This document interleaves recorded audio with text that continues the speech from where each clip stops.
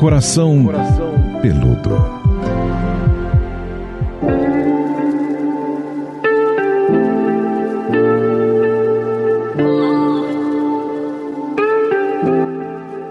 Olá! Começou mais uma edição desse podcast que eu sei, vocês ficam esperando a semana inteira para estar aqui com a gente, para a gente refletir a respeito de um assunto do coração. Eu não sei como tá o seu, se tá inteiro, se tá pulsando, se tá quebrado, né? Enfim, vamos conversar aqui juntos. Tô com a psicóloga Pamela Magalhães. Tudo bom, Pamela?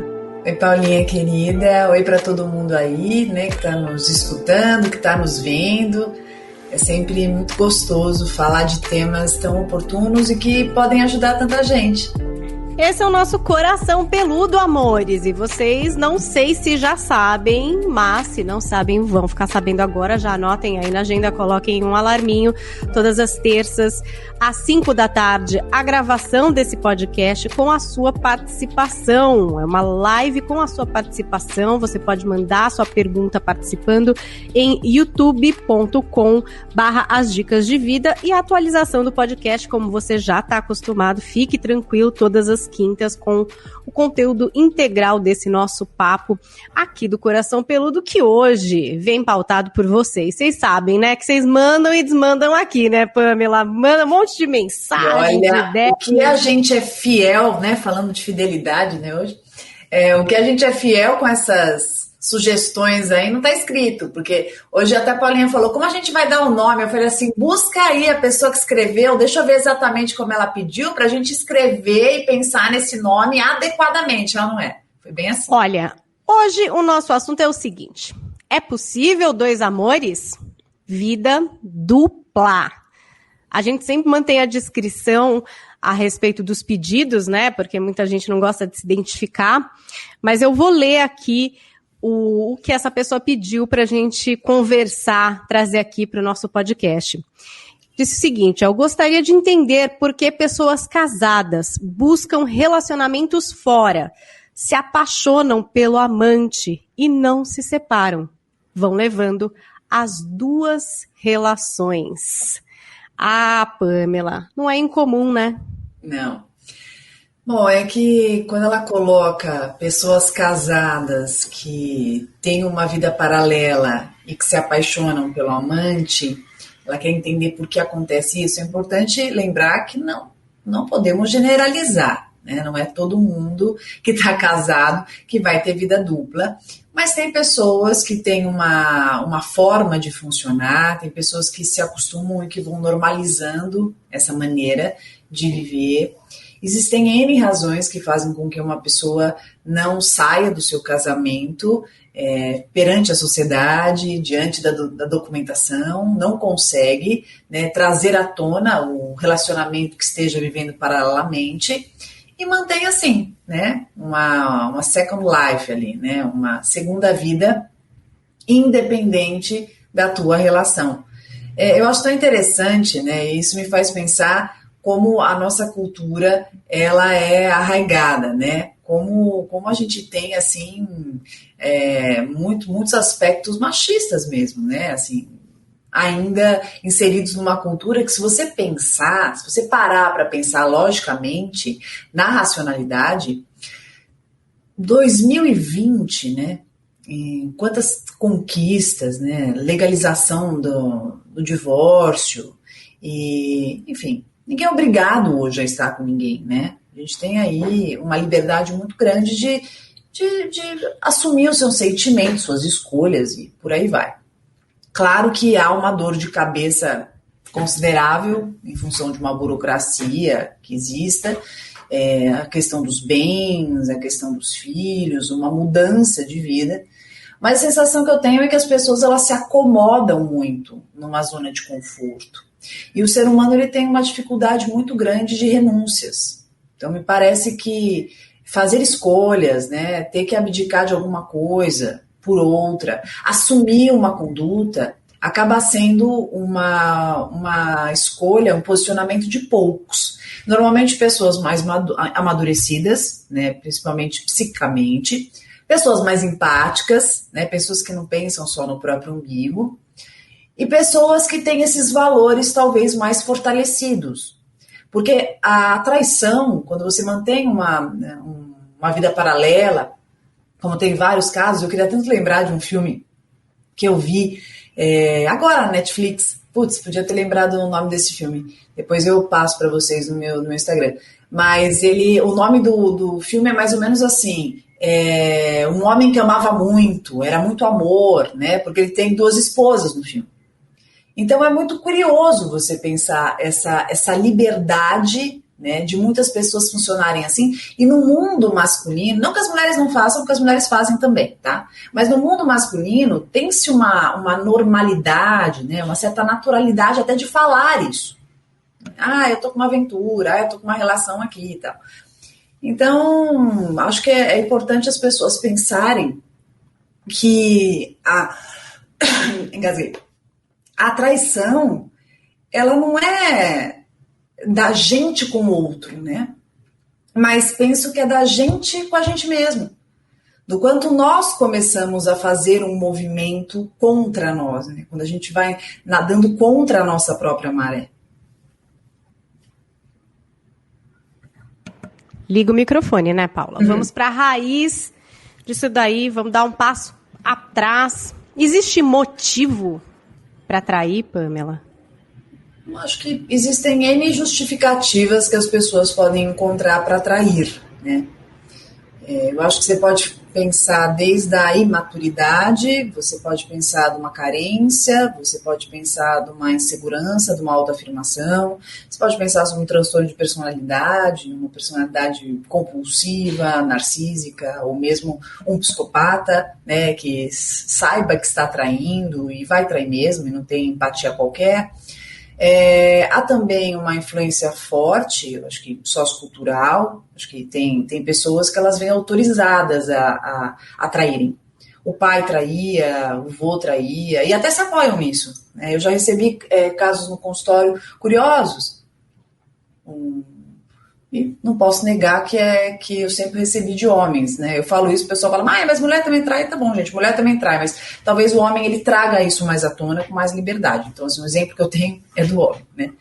E eu lembro que esse meu cliente, ele trazia assim, Pamela, eu traio, inclusive ele estava vivendo um sofrimento com essa traição, tá? Então era um sofrimento, mas quando ele foi me explicar, né, dos motivos, como você está me trazendo, ele dizia assim, Pamela, na verdade eu nem sei porque eu traio. Meu pai traiu a vida inteira minha mãe, meu irmão também mais velho trai, meu tio também traía, separou e tal. Então tem também uma lealdade familiar, talvez numa linha bem consciente, uma certa autorização em trair, como se isso não é um absurdo, né? Eu faço, outro faz, tal. Até acho que confere uma espécie de uma identidade dentro de uma linhagem. Então, o que me preocupa muito é isso da pessoa trazer como algo normal, natural, todo mundo fazia, e aí se torna uma regra da forma de ser ali da família. E eu trazia no consultório, né, no processo terapêutico, muito essa discussão com ele. O que é considerado normal na sua família, né, pela lealdade, será que é legal para você? Será que te ajuda? Será que te faz bem? Porque tem muita coisa que a gente vai... Que nem quando todo mundo usa um tipo de droga, né? Ou todo mundo fuma, ou todo mundo usa maconha e tal. Você vai vivendo naquele meio e você vai normalizando. Quando você vai, por exemplo, em alguns lugares, né? Alguns lugares, aqui mesmo de São Paulo, eu já fiz trabalho comunitário, bastante voluntário. Eu lembro de quando eu fui fazer um estudo, né? Uma pesquisa, inclusive, sobre o abuso infantil, que me marcou muito, porque eu era muito menina e eu vi isso. Não que ainda não me surpreenda e ainda não me assuste, não me choque, mas na época ainda me chocou mais ainda. Eu lembro que a gente ia conversar com algumas famílias que já tinham tido uma conversa com uma assistente social, e eu lembro das meninas mais novinhas ali, de 13 anos, quando conversavam comigo e falavam sobre as possibilidades, né, dos abusos que aconteciam, com a maior naturalidade do mundo, sabe? O meu tio mexe comigo, o meu padrasto dorme comigo, acontece isso, aquilo. Então é muito curioso que essa normalização que vai acontecendo dos absurdos. É como a gente anda na rua e passa por cima de um mendigo que está deitado, como se aquilo fosse. Faz parte aí do meio, né, do cenário da grande metrópole.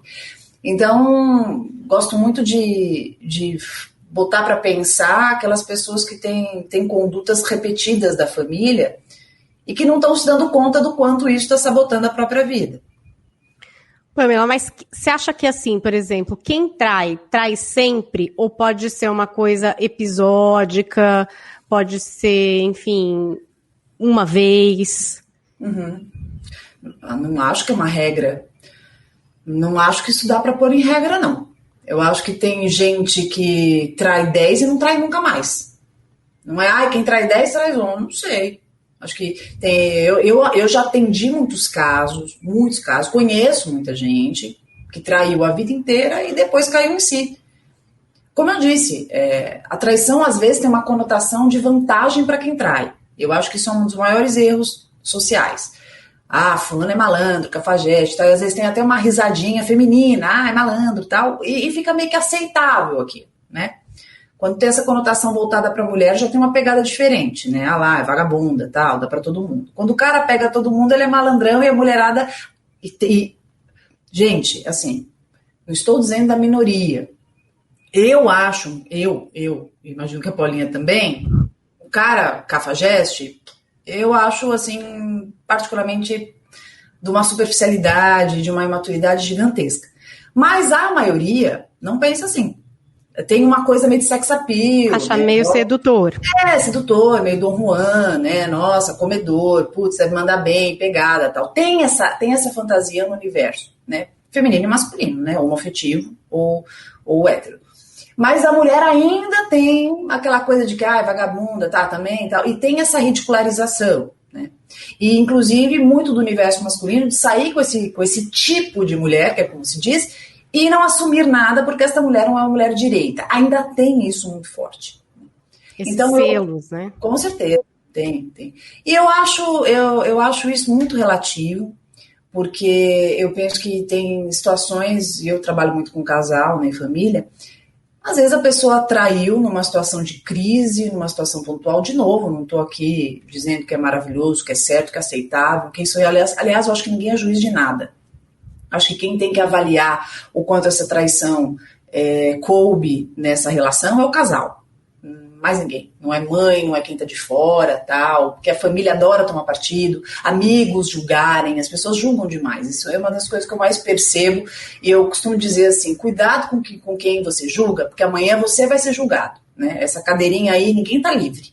Então, tomar cuidado com esse movimento. E eu acho que tem traições que eu já percebi, pontuais, que foram transformadoras, né? Eu percebi algumas traições de casais que eu atendo e atendi que fizeram com que esse casal se reencontrasse.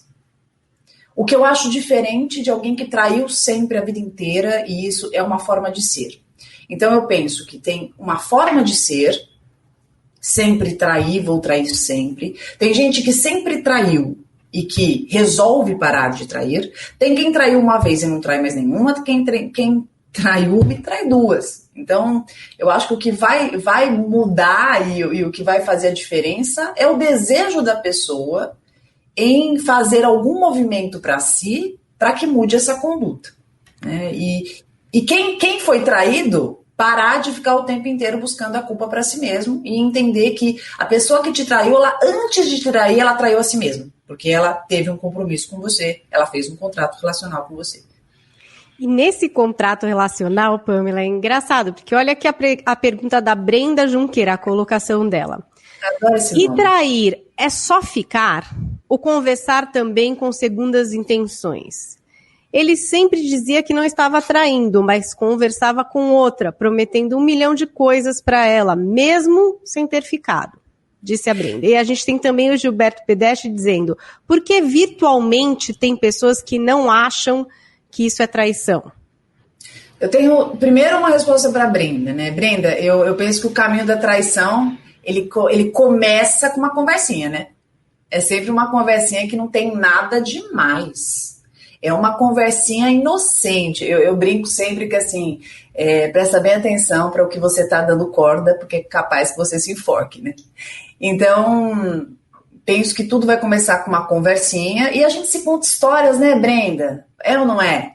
A gente se conta histórias para alimentar ego, porque a gente quer se envaidecer um pouco, porque a gente está carente, ou porque a gente quer se sabotar e não sabe. E às vezes a gente acaba dando linha para pipa, que é isso. Vai ficar toda traição, né? Para você chegar na cama, antes você conversou com alguém. Né? Antes do você estar na cama com uma pessoa, essa pessoa conversou com você, chegou em você. Então, assim, é só uma conversinha? Menos, né? Para chegar na faculdade, você fez ali da primeira série. Mais ou menos assim. E a pergunta dele, traição virtual, tudo aquilo que não está combinado sai caro, Gilberto. E assim, se a gente parar para pensar direitinho, com carinho, a gente vai saber o que é traição ou não é, né? Eu penso que quando eu tenho um combinado com uma pessoa que me relaciono, eu sei bem o que eu não gostaria que ele fizesse e eu posso não fazer também, né? Agora, essa história de que, não, imagina, era só uma conversinha ali, não tem nada demais. O que tem? Eu só curti aquela foto de biquíni, mas imagina. Né? Eu só fiz aquele comentário nos stories, tá? Então, assim, acho que ninguém mexe naquilo que não quer movimento, né? Então, eu acho que se a gente pensar com carinho, a gente vai entender o que a gente está fazendo. Agora, se quiser contar história, né? Aí tem Forrest Gump aí pra gente assistir.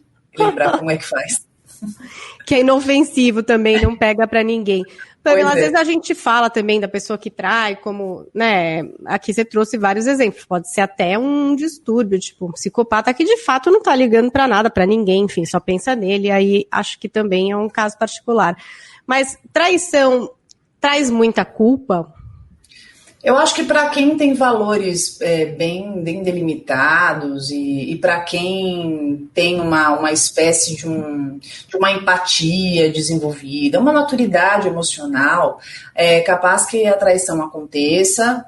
Pode ser naquele momento a pessoa estava mais vulnerável, mais frágil, mais carente, alguma crise relacional, por exemplo. Eu já atendi vários casos de que a pessoa, né, tive um caso uma vez faz tempo, que ele estava numa dessas reuniões de confraternização aí, encheu a cara e não estava bem com a esposa e no final acabou dançando lá, se divertindo, né, e já estava para lá de Bagdá. E aí acabou dando um beijo ali, que não tinha nem que ter dado na frente, em quem deu e na frente de quem deu. E aí ficou desesperado, ressaca moral absurda. Então, nitidamente, aquela pessoa deu um tiro no pé, uma pessoa que não estava conseguindo administrar bem a situação, e aí ela sentiu muita culpa. Eu gosto desse sentimento de culpa, porque eu sempre acho que... Claro que eu quero trabalhar, eu não quero que a pessoa alimente essa culpa, mas quando ela aparece numa traição daquele que trai, me faz pensar que ele está remoendo algumas coisas e que aquilo não é algo tão natural da sua estirpe. Então, nesse caso, eu gosto muito da ideia de senti uma culpa no sentido de uma responsabilidade do meu ato e vou ressignificar e vou cuidar para não fazer mais. Agora, a culpa daquele que foi traído, de ficar procurando em si o defeito, o que faltou, porque eu sou ruim de cama, porque eu preciso emagrecer, porque eu tô feia, porque eu sou isso... Eu acho que aí é um caminho sem volta, assim, um caminho muito infeliz, é um caminho que você entra num labirinto, você se perde, e aí você fica mais preocupada em se melhorar para que o outro não te traia do que imaginar que foi o outro que não conseguiu cumprir um combinado com você. Aí até ler aqui a mensagem da Érica Barbosa pra gente, na nossa live, porque na maioria das vezes as pessoas que são traídas se sentem mais culpadas do que a que traiu. Porque eu acho que essa é meio que uma cilada, né? Eu acho que é uma cilada. A traição do teu parceiro sempre vai te remeter a uma falta de controle. Você sente impotência, você não queria que estragasse aquilo, porque a traição, eu falo que primeiro ela tem a dor moral, porque fui traído, né? Então parece que já te obriga a ter uma atitude. Então eu acho que é essa dor moral. Depois você tem a dor do ego. Nossa, me traiu, quer dizer, qual a ideia rápida que vem na cabeça? É alguém melhor do que eu, tanto que a curiosidade, quem é? Quem é essa pessoa? Quero ver essa pessoa. como ela é, né? É que agora a gente tá nas redes sociais, mas no passado era, quem é essa pessoa? Como ela é? Ela é bonita? Ela é feia? Me fala, como que é? Quero saber. Porque tem um lance de ego, tem uma comparação que você natural, quer estabelecer, né? Isso, de comparação para eu entender por que aquela pessoa, ela acessou a minha propriedade, né? Nessa fantasia do ser humano. E depois vem o remoer dos sentimentos, que eu acabo voltando para mim como uma tentativa primitiva de controle. Porque quando eu acho que o problema está em mim, eu posso fazer alguma coisa. Né? Agora, quando o problema está no outro, aí já é mais complicado. Porque sai completamente do meu alcance. E é o que acontece muito, né? Eu fico voltada em mim, e o problema sou eu. Tanto que é muito comum pessoas que são traídas passar aquela fase da raiva, porque aí socialmente parece que precisa entregar, principalmente quando você fala de pessoas públicas que são traídas. Pode perceber, primeiro tem a fase da raiva, né, que aí, fez isso pra mim, depois, eu tô falando pessoas públicas porque a gente consegue enxergar melhor, né? E depois tem aquela fase, né, que a pessoa fica mais quietinha e ela faz o quê? Muda cabelo, faz uma plástica, muda alguma coisa nela, porque inconscientemente tem a sensação de que eu preciso ser diferente ou melhor do que eu sou ou era, para que isso não me aconteça mais. Muitas vezes tem a sensação da vingança, né? O sentimento de que essa pessoa não poderia ter feito isso comigo, que absurdo, eu não mereço e tal. Então, por isso que eu gosto muito da conversa, eu gosto muito do ponderar de todas as partes. Eu acho que a gente tem que olhar essa traição, não só um pedaço dela, não só o que aconteceu, mas o todo. Como estava a relação, como estava essa afinação do casal, como que vocês estavam na cumplicidade, como que estava na química. Não que justifique, gente, mas assim, um casal que não tem uma intimidade há muito tempo, um casal que está desconectado ali, sei lá, meses, anos, é um casal que é mais suscetível a uma traição. Mais vulnerável, né? Mais vulnerável. Mas por quê? Mas não é justo. Não estou dizendo que é justo, estou dizendo que é o que acontece. Se você está desconectado do seu parceiro, mas você está mantendo, porque tem filhos, porque tem bens e tal, e ele está mantendo lá boa amizade, socialmente vocês são até colegas, tal, ninguém está se matando em casa. Mas tá faltando coisa, tá faltando se olhar, tá faltando se acariciar, tá faltando se perceber, tá faltando se admirar, tá faltando a conexão. E aí é muito mais fácil, tanto a mulher, tanto o cara, quanto se são duas mulheres, uma delas, ou dois homens, tá, pode acontecer, porque nós somos humanos e não somos carentes por natureza. A gente quer ser visto, a gente quer ser percebido, a gente quer ser admirado. Então não é uma justificativa, mas é algo que acontece. Olha, Luane Melato escreveu aqui pra gente. Ela começou contando, ter uma relação durante um ano com alguém fora do casamento, dizendo que eram namorados e tudo mais. Voltamos. Sempre sinto que ele fará novamente. Ela continua aqui, decidimos ficar juntos pelas filhas. Sei que ele ainda conversa com a menina. Acho que ele ama ela. Por que ele não decide ir embora? Tenho medo de deixar as meninas sem pai e ainda o amo. Aí tá a dúvida dela. Ela não quer deixar, né? Mesmo ferida, mesmo sabendo, ela parece que, enfim, imagina que sabe, que talvez ainda tenha uma relação. Sobre a sua situação específica, eu acho que tem vários lugares que a gente poderia visitar. Primeiro, como você está com você mesma, eu acho que é um lugar interessante você visitar, para você entender o seu amor próprio, para você entender o que você quer, porque no teu depoimento, tudo parece que está nele, né? Ele que vai decidir, ele que vai fazer, ele que vai se posicionar, e me preocupa um pouco quando a gente coloca tudo no outro, né? Então é aquele que vai decidir, ele vai largar a pessoa que ele tá, ele vai decidir se fica ou não comigo. E eu fico um pouco preocupada quando a gente coloca tudo na mão do nosso parceiro, né, a decisão da nossa vida, né, quanto casal, e da minha vida quanto pessoa, na mão do outro, e me parece que não importa muito o que ele tenha feito, mas importa que ele fique comigo, né.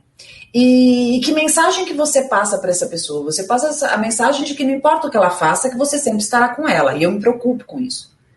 Eu gosto da ideia de que na relação do casal, ambos entendam que não podem fazer tudo o que bem quiserem na relação, porque se entenderem que não há limite, que não há fronteiras, a gente vai ser constantemente desrespeitado.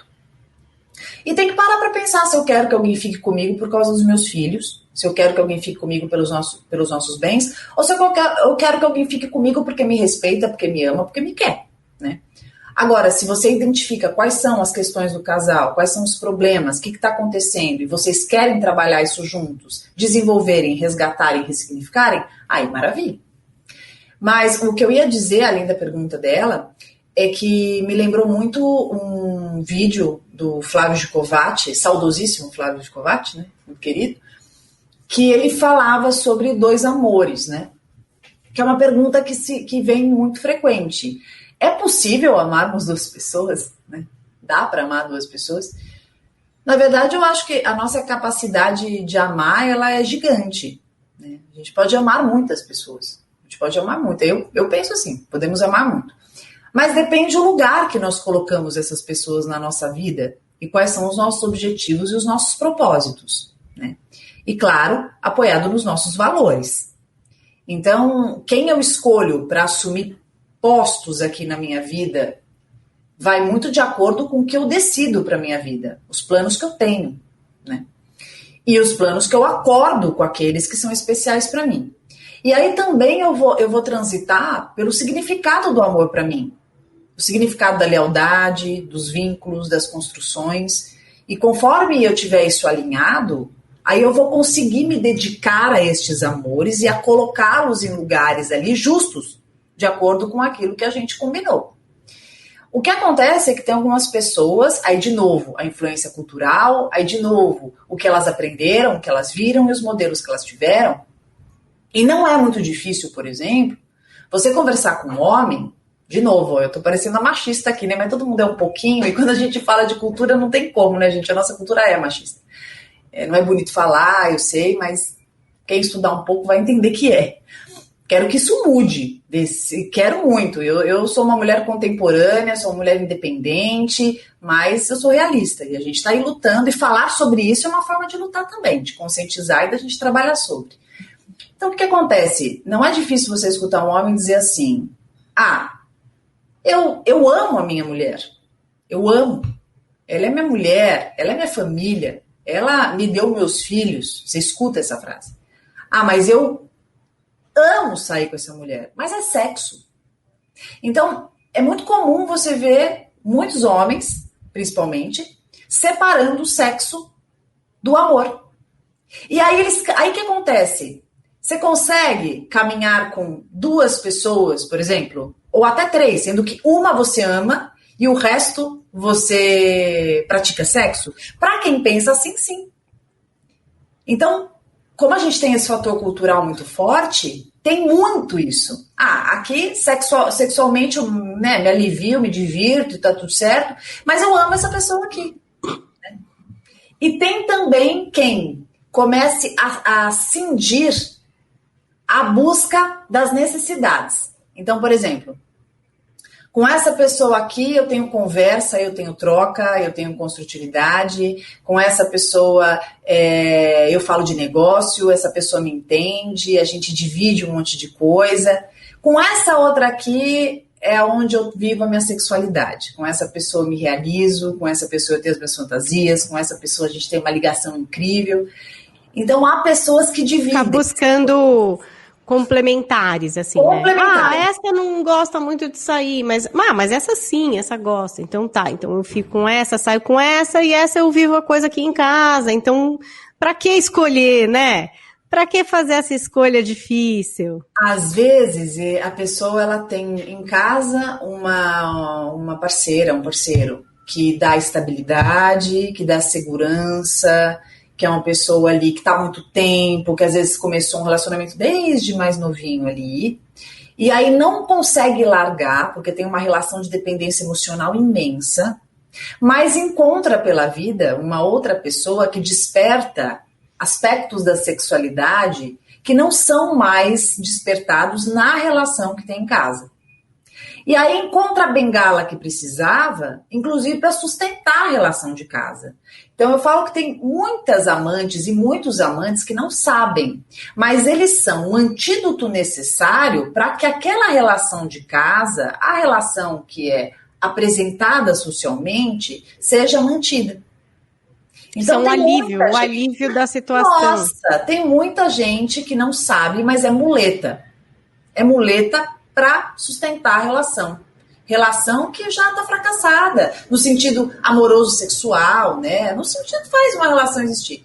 Então, são as relações que são complementares. E aí, quando essa pessoa se vê na eminência, na necessidade, quando é descoberta alguma coisa, e que tem que tomar uma decisão, é um sofrimento absurdo, porque ela gosta mais de um, não, ela gosta de uma, gosta da outra, gosta de um, gosta de outro, de jeitos diferentes, mas com amor também. Aí você vai dizer, mas se isso não é amor.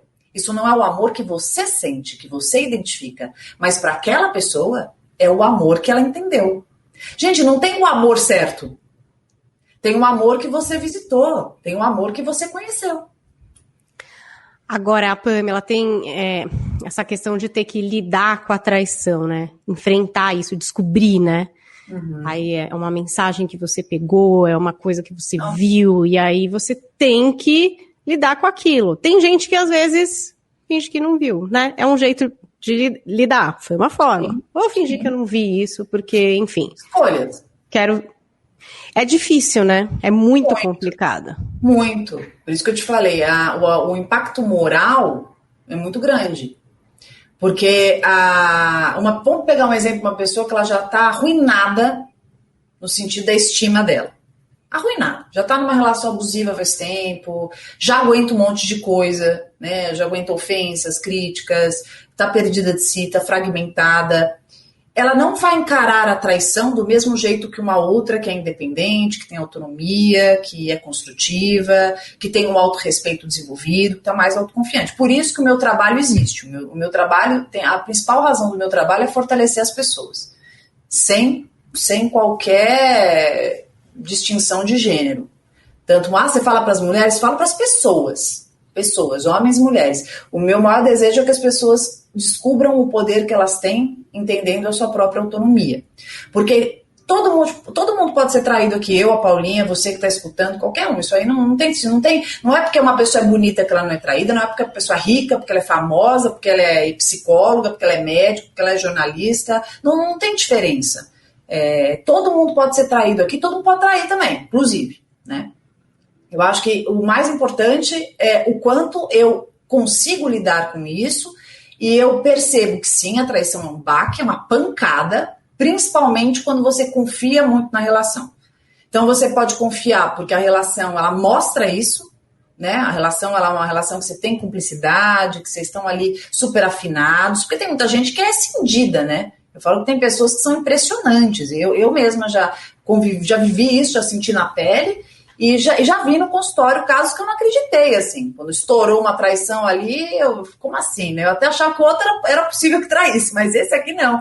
Então, a traição, ela pode surpreender muito. Tem pessoas dissimuladas, tem pessoas que são destrutivas. Eu lembro que eu acompanhei um caso que a gente trabalhou muito, caso, sem brincadeira, assim, caso de livro, de série. Atendi esse caso, um caso muito... Eu atendia a ela... Aí depois fizemos um trabalho enorme, daqui a pouco fui atender ele junto com ela, um casal. Um trabalho super legal, eles eram namorados, namoraram juntos. E eu tô certa que eles estão super reconstruídos, que eles estão super ali construtivos. E tinha um sintoma de autossabotagem e boicote gigantesco. E de repente, eu não posso entrar em aspectos particulares aqui minuciosos, porque é uma história bem peculiar, mas no dia do casamento, o cara deu uma pisada na jaca absurda, assim, absurda, né? Ele trai a mulher no casamento, né? No próprio casamento, na festa do casamento. Então, assim, eu lembro que quando eu recebi essa ligação na madrugada, inclusive, foi absurdo, assim, foi assustador. Porque aonde chega a destrutividade, aonde chega a autossabotagem. É que ponto, né? Isso. Você fala, gente, preciso chegar. Pois é, nisso. E aí você vai falar assim, ele é mau caráter? Eu aqui, pra mim, não acho. Eu acho que é uma pessoa que não aguentou a felicidade. Por isso que eu falo, né? Quando você chega num lugar e você fala, quem quer ser feliz? Todo mundo levanta o braço. Eu quero. Mas quem aguenta ser feliz? Porque a felicidade é o lugar mais arriscado que a gente pode atingir. Que você pode perder, né, Pamela? Enquanto eu não tenho nada a perder, eu não tenho nada a perder. Agora, quando eu conquisto alguma coisa, eu tenho muito a perder, né? Enquanto eu não tenho nada, não tenho nada a perder. Quando eu tenho muito a perder. E nem todo mundo que alcança esse muito aguenta, porque pode assustar, ficar com tanto medo da frustração da perda, que aí vai lá e já perde tudo de vez. O Gabriel Pereira da Silva está participando aqui da nossa gravação e ele diz o seguinte, ó, como vocês percebem essa colocação? Quando uma pessoa aceita entrar no meio desta relação, sabendo que o outro é casado, pode ser um padrão para ele querer pessoas indisponíveis? Ele está falando da terceira pessoa, né, que não é a pessoa do casal. Essa pessoa de fora. Quando aceita ser amante, quando aceita entrar aí com a terceira parte. Boa, Gabriel. Aí ele diz isso, pode ser um padrão, tipo, essa pessoa pode ser uma pessoa que deseja outros que, teoricamente, estão indisponíveis, porque já estão casados ou com outras pessoas? Adorei o Gabriel. Gabriel sempre participando e fez uma pergunta maravilhosa. Olha, Gabriel, a gente pode fazer várias leituras dessa situação. Eu iria um pouquinho pela psicanálise. Eu acho que se a gente conhecer a história dessa pessoa que sempre está se relacionando com pessoas indisponíveis e tem uma tendência a triângulos amorosos, eu penso que é uma pessoa muito mal resolvida na sua fase de desenvolvimento, a chamada fase do complexo edípico, momento esse que, dependendo se a gente está falando de uma menina ou um menino, então a gente tem ali o pai, por exemplo, o pai como objeto de desejo e a mãe como modelo da identidade, e nesse momento a gente tem a mãe, por exemplo, que vai fazer essa castração, né? E esse pai vai contribuir para que essa criança ela consiga entender que não, né? Mamãe tá com o papai tá com a mamãe, e ali a relação amorosa não vai caber esse filhinho vai direcionar essa libido para outros lugares. Por isso que a harmonia na relação do casal, mesmo com a separação, né? Porque a separação pode acontecer um pouquinho antes do complexo de Édipo, é muito importante. Por isso que dormir, né? Não sei se eu estou saindo muito da linha, mas é só para contextualizar. Entendi. Por isso que é um pouco complicado quando você fica dormindo com o filho o tempo inteiro, né, na mesma cama, ou tomando banho. Mas por quê, Pamela? Porque se a criança estiver na fase de Édipo, nessa fase do complexo de Édipo, ela pode se confundir no lugar dela com aquela mãe, no lugar dele com aquele pai, enfim. Então é importante que a criança entenda o lugar dela, o lugar que ela deve direcionar a libido, o desejo, para que ela não se confunda, então ela consiga internalizar que triângulos no sentido de desejo, no sentido amoroso, sexual, ela não cabe. Então, quando há situações de indisponibilidade, uma pessoa mais sadia, uma pessoa que está mais organizada internamente, ela naturalmente ela sai. Né? Porque ela entende que ali não é lugar para ela. Agora, quando a pessoa tem um complexo de Édipo mal resolvido, quando a pessoa tem aí uma triangulação muito retroalimentada, ela entende que ela vai ganhar e ela está na disputa. Ela entra porque ela tem uma fantasia, é uma fantasia que ela precisa ser escolhida, que é a fantasia da criança, né? Quando os pais eles mostram, nossa, não precisa ser escolhida aqui, porque esse aqui não é o seu lugar. Você é amada como filha, como filho. Aqui é o lugar do papai e da mamãe, né? Que se amam, que estão juntos. Ou se estiverem separados, não, aqui não é o seu lugar. Né? Essa caminha aqui vai ficar, esse lugarzinho da cama vai ficar vazio por enquanto, né? Se o pai quiser ficar sozinho para sempre, vai ficar vaziozinho aqui. Se quiser se relacionar, daqui a pouquinho vai ter uma pessoa aqui que não vai ser você, né? Lugarzinho é na tua caminha, no teu quartinho. Isso é muito importante, né? Não é chatice. E não tô falando que a criança não pode deitar lá para ver um filme com você e que não pode ficar deitada um pouquinho ali de manhã curtindo, que é uma delícia. Não é isso que eu estou dizendo. Estou dizendo fazer de lá o lugar da criança dormir, né? Por quê? Eu tô dando o simbólico da cama, porque a cama é um lugar de intimidade. A cama é um lugar que inclui o fazer amor, né? A cama é um lugar ali que é um refúgio do casal, então eu penso que a criança não tem que ficar dormindo ali, ela tem que ter o quartinho dela, a caminha dela, que isso vai fortalecer, inclusive, a identidade, a personalidade, e claro, a gente já vai amadurecendo aqui para ela esses aspectos amorosos, né? E dificilmente uma criança com complexo bem resolvido, ela vai se tornar um adulto que se interesse em situações indisponíveis. Quando você amadurece, caso você tenha sido essa pessoa, quando você vai amadurecendo, ressignificando isso em terapia, porque aí eu acho que tem que ir para terapia, tá? Eu acho que aí é um caso de terapia e muito bem tratado. E aí é muito interessante, porque você vai naturalmente tendo uma ojeriza a situações assim. É quando você vê que você se interessou por uma pessoa e você vê uma aliança, ou você descobre que você já não quer isso pra mim, não é pra mim. Você não entra na disputa. Agora, quando essa pessoa ainda tá, né, nesse duelo interno, o que acontece? É aquela pessoa que é a tua amiga que sempre tá em cima do teu namorado, é aquela pessoa que, às vezes, ela nem chega a fazer alguma coisa, mas ela gosta da sensação do cara que tá com você, ou da mulher que esteja com você, se interessar por ela, ou por ele. Olha, quero falar dos distúrbios de personalidade de traição, porque você já deu essa pista no começo do podcast. É um assunto que todo mundo fica muito curioso, né? Porque às vezes a gente fica, um psicopata, e a pessoa acha que é um assassino, sei lá, sempre leva para uma coisa muito extrema. Nem e sempre, a gente sabe, tem até um episódio muito bom aqui desse podcast que fala sobre isso, né? Os psicopatas estão também entre nós, então é bom vocês ouvirem lá para ficarem alertas para isso. E nas relações, eles trazem dinâmicas bastante perversas, Pamela, né? Acredito que muitas vezes envolvendo também esse processo aí de traição, porque só fazem o que lhes convém, né? O que é bom para eles. Prazer, né? O psicopata, ele sempre vai procurar a satisfação imediata, prazer, poder. Ele é ganancioso, ele é ambicioso, ele não tem qualquer empatia. Então, assim, recebi outro dia uma pergunta assim, dá para namorar um narcisista? Dá para namorar um psicopata? Gente, dá para namorar tudo. Tudo. Né? Desde que você entenda com quem você está. Você vai namorar um psicopata, você vai sofrer pra caramba. Se for um psicopata leve, tô falando psicopata leve, né? Leve, moderado, aí você vai sofrer pra caramba, porque não vai ter a menor consideração com você, nunca vai mentir o tempo inteiro. Você vai ter uma relação aí muito complicada. Né? Agora, o narcisista também. Nem todo narcisista é psicopata, tá? Então, mas o narcisista também, porque o narcisista é um egoístão, né? Se o psicopata é egoísta no auge do egoísmo, o narcisista é aquele egoistaço, né, também, que é aquele cara que só olha pra ele é super egocêntrico, então ele adora alimentar a vaidade às suas custas. É muito comum o narcisista trair, muito comum. E jogar a culpa para você, né, na sua conta, sim, né, Pamela, nesses jogos emocionais, que eles são bem especialistas, é do tipo como se, nossa, foi culpa sua, basicamente. Gente, tem uma coisa que assim, o narcisista é um cara que ele tá, eu gosto muito dessa definição. O narcisista, estuda mito de Narciso, né, que eu não vou ficar aqui falando, né, a história básica ali, né, do que aconteceu, do lance dele se olhar tanto, dele se apaixonar pela própria imagem, e na hora que ele vai tentar abraçar a própria imagem, ele cai no lago, se afoga e morre.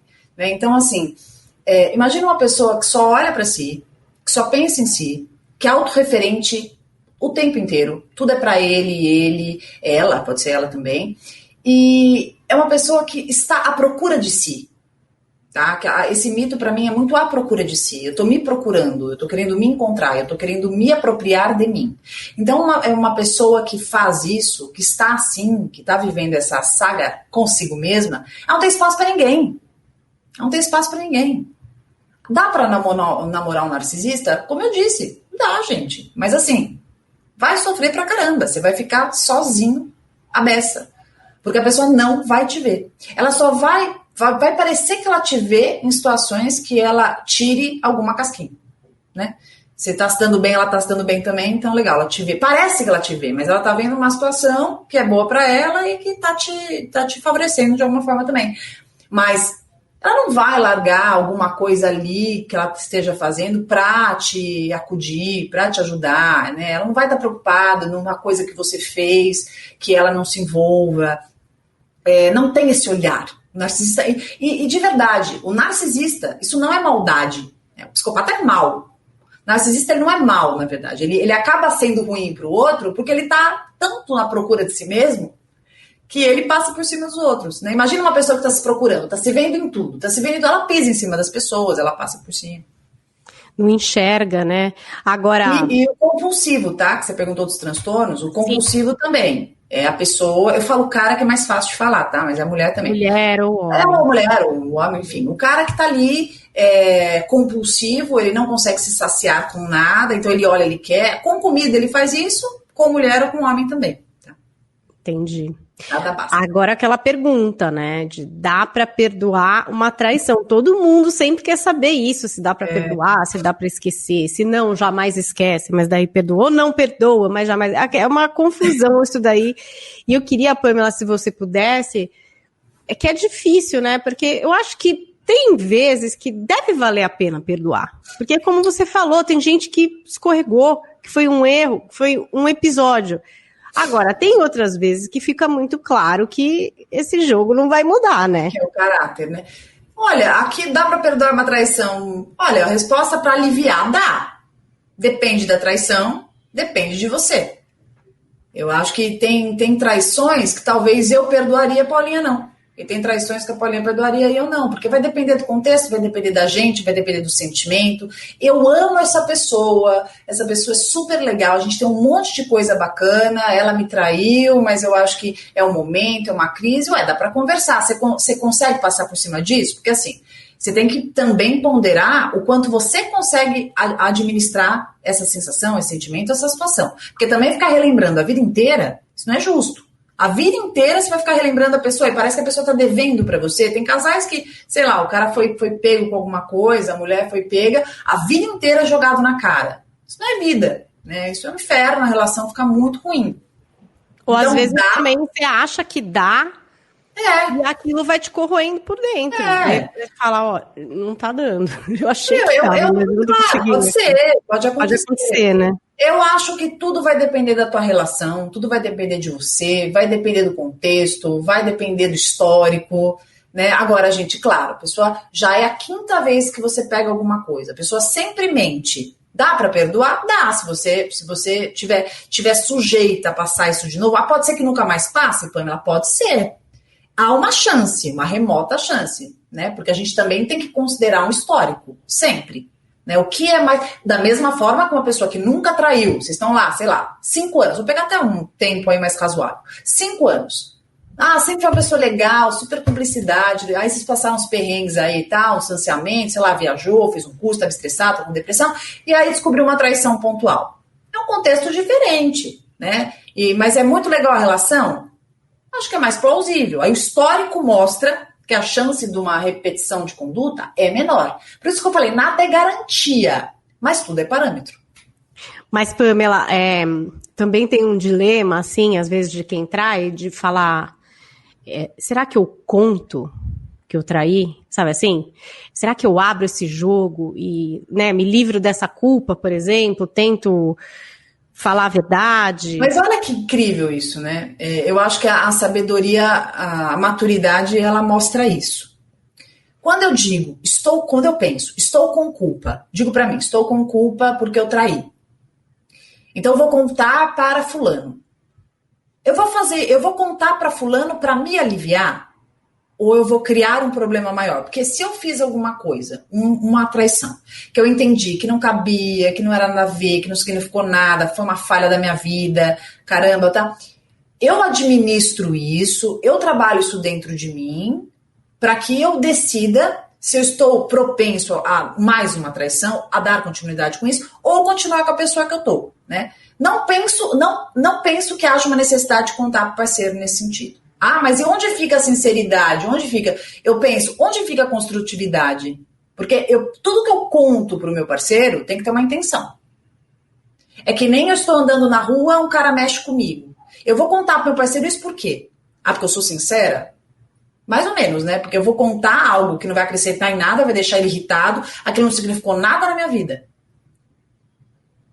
Então, eu gosto, é polêmica a tua pergunta, mas eu gosto muito do pensamento do que é inteligente na relação de acordo com o interesse que nós temos. Então, eu descubro que uma mulher está dando em cima do meu marido e ele nunca me contou. Aí eu, por que você não me contou? Por que você não me contou? Bom, pera um pouquinho, eu tô discutindo isso por quê? Ele teria que me contar isso por quê? Se ele não consegue administrar uma situação, se a situação está crescendo, pode chegar até mim, me lesar, aí eu acho que tem que me contar. Se uma mulher dá em cima dele, meu marido é músico, Você imagina, eu tô 13 anos com ele.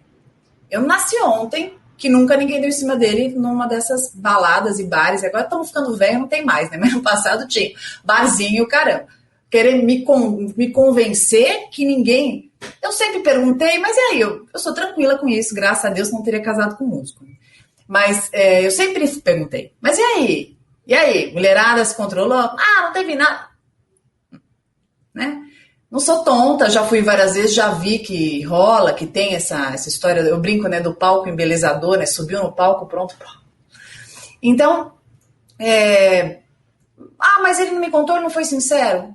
Não sei, talvez ele quisesse me poupar, talvez ele entendesse que aquilo não fazia sentido, talvez ele compreendeu que aquilo não ia agregar nada, porque também vamos pensar o que agregaria. Ah, recebi bilhetinho. Toda vez, me contando, recebi bilhetinho, me falaram isso, chegaram em mim. Pra quê? Pra eu ficar mal, pra eu ficar insegura, pra eu ficar vulnerável, pra eu atrapalhar o trabalho dele? Eu confiei, acredito aqui pra mim, né, dentro da minha cumplicidade relacional, que ele fez a parte dele.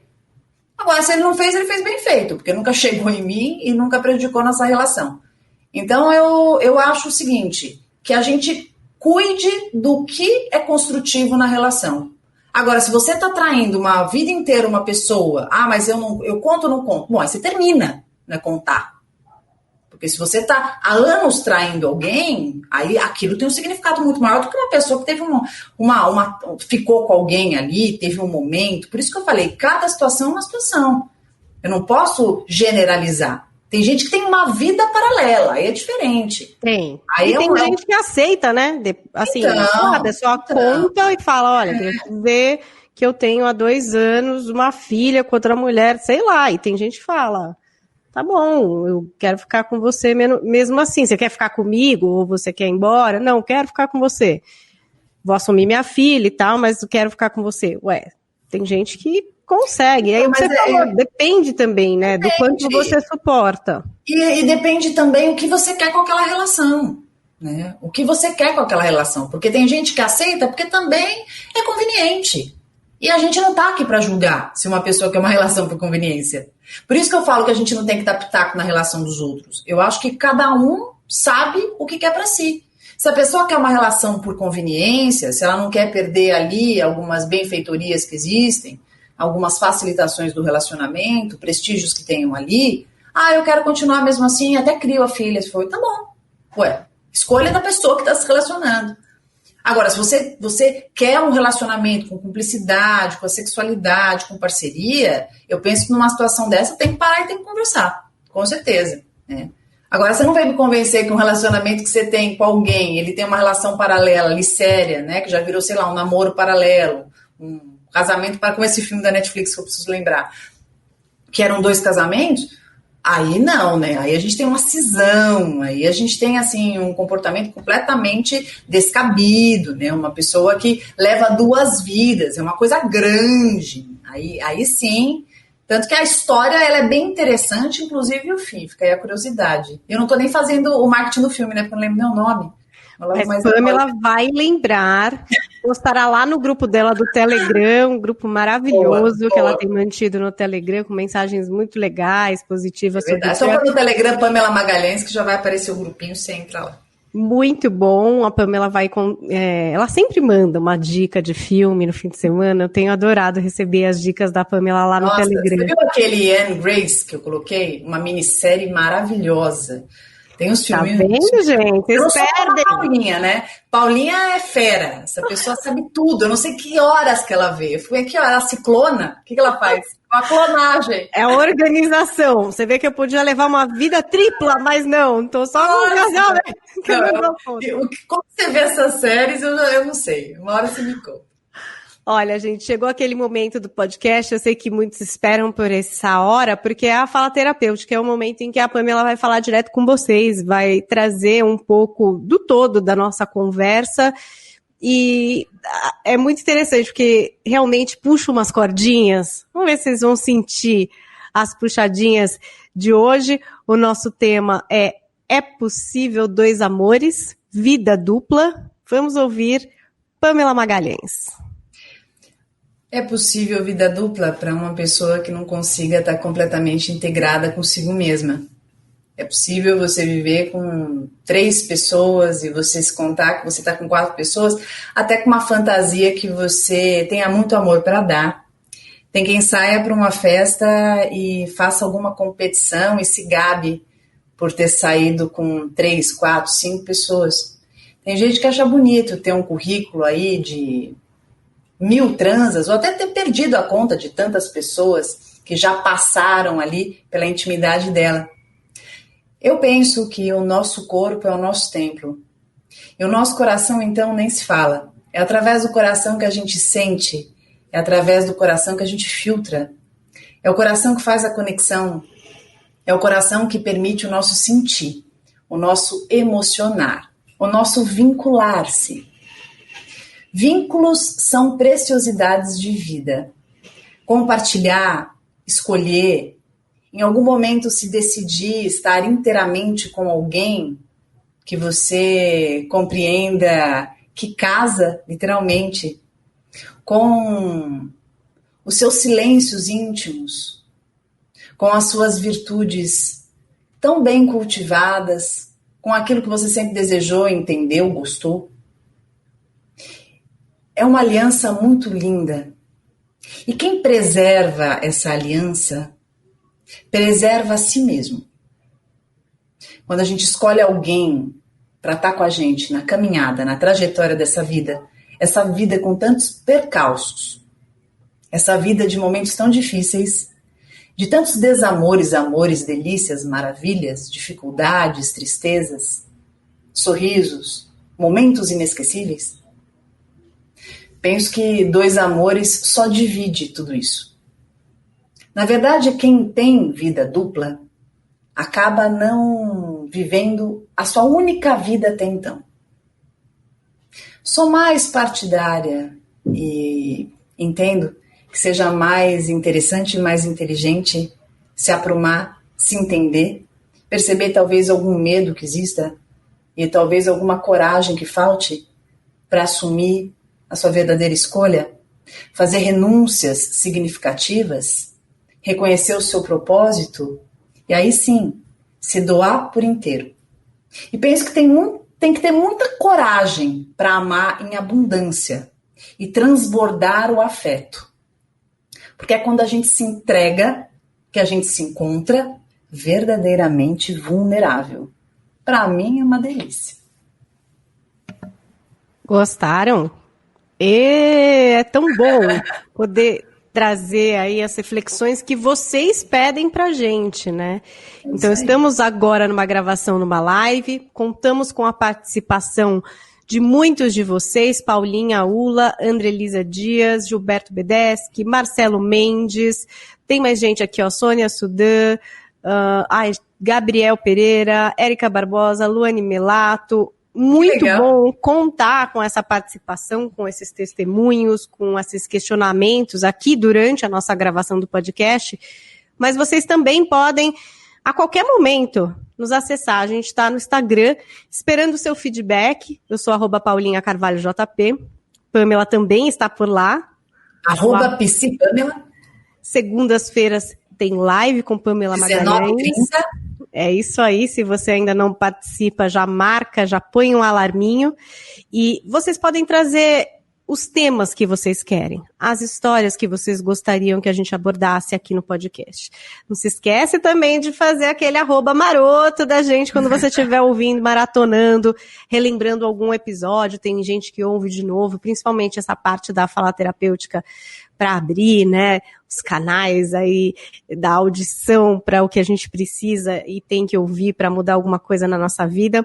Então, estamos esperando vocês, a troca com vocês é o que há de mais importante aqui no Coração Peludo, né, Pã?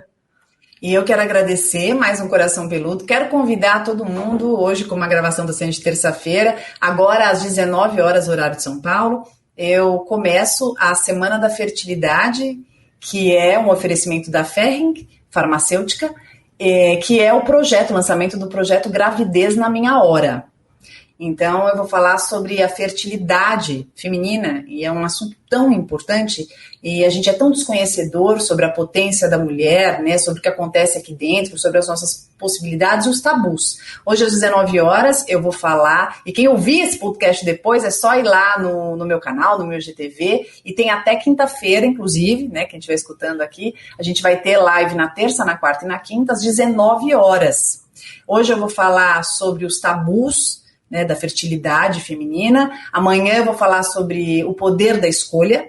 E na quinta-feira eu vou falar com o Dr. Rodrigo Rosa, feríssima aí em reprodução humana, que a gente vai falar um pouco sobre congelamento de óvulos e sobre a preservação da fertilidade. Então tá todo mundo convidado, tá? Lá no @psipamela às 19 horas, terça, quarta e quinta. Recados dados. Vocês tenham aí um ótimo dia, não sei se estão começando na esteira, finalizando, lavando uma louça, batendo uma faxina, marque a gente e nos encontramos ou na gravação, terça-feira, sempre às 17 horas em youtube.com/As Dicas de Vida com a sua participação ao vivo, ou na quinta, como você já está acostumado, em todas as plataformas de podcast para você ouvir na hora que for melhor para você. Obrigada pela companhia, Pamela. Até a semana que vem. Que delícia.